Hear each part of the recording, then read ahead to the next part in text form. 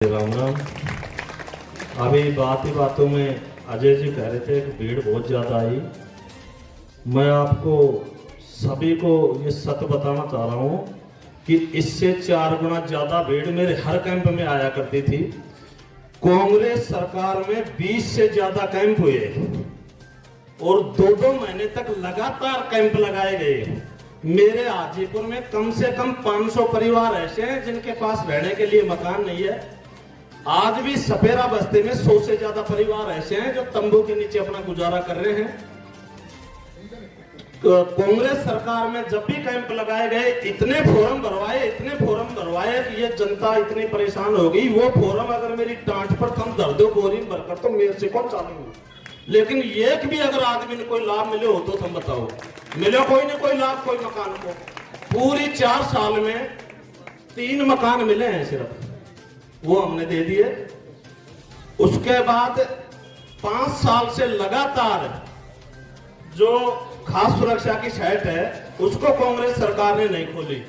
गरीब आदमी है, उनको अनाज नहीं मिलता है और वो हमारे को परेशान करते हैं, सरपंच साहब हमारे को अनाज नहीं मिलता।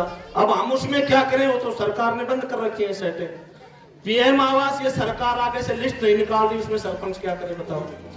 कांग्रेस सरकार में अधिकारियों का हालात ये हो गई, मेरे खुद के कटारिया का बास की बोरंग है पीएचडी द्वारा की हुई। 2 महीने से गांव में पानी नहीं है। कम से कम 200 से 400 टैंकर गांव ने डलवा लिए पानी का।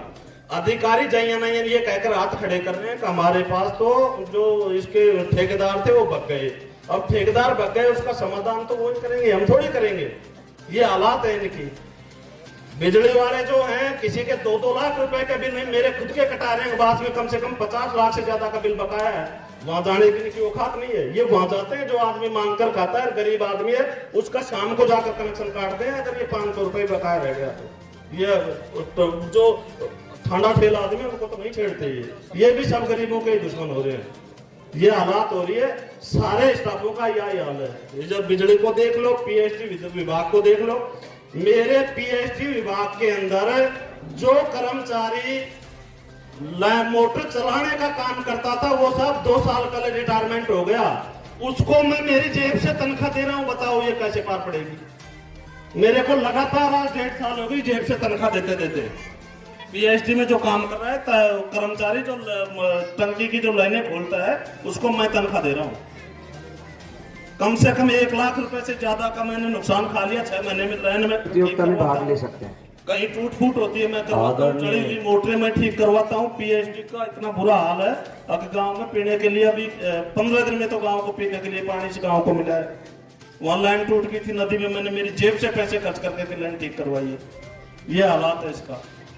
अब सबसे खुशी की बात यह है कि मैंने इस बारे में देवी सिंह जी को, बड़े भाई साहब को परसों अवगत करवाया और आज एससी का मेरे पास खुद का चल करके फोन आया। तब मैंने कहा मेरे को ये हुई ना बात, शेरों वाले काम तो अब हुए हैं। एक ही दिन के अंदर जब फोन आ गया। और अब बात यह है कि ये तो सारे अधिकारी तो कांग्रेस सरकार में बिगाड़े हुए तो है ही, नहीं तो हमको काम करना, नहीं आपको काम करना और जनता को परेशान करना। मेरे हिसाब से इनको वैसे तनख्वाह मिलने से बढ़िया तनख्वाह मिलती है जनता को परेशान करने में। आया हूँ, मेरे को हमेशा यही टेंशन होती थी कि मेरी इस तहसील में हमारी कोई ऐसी मां नहीं है जिसने कोई शेर जड़ा हो। अब की बार हमारी मां ने शेर जड़ दिया और बानसूर का विकास वो होगा जो 70 साल में नहीं हुआ। हमारे परिवार का सदस्य है और बानसूर की जो भूमि है इनकी जन्म भूमि है। किसी ने वोट दिए हैं नहीं दिए हैं ये बात कोई अहमियत नहीं रखती है। ये हमारे राजा हैं, हम इनकी प्रजा हैं, ये हमारे सभी के राजा हैं, ये के नहीं है। और काम वो होंगे जो कभी नहीं हुए।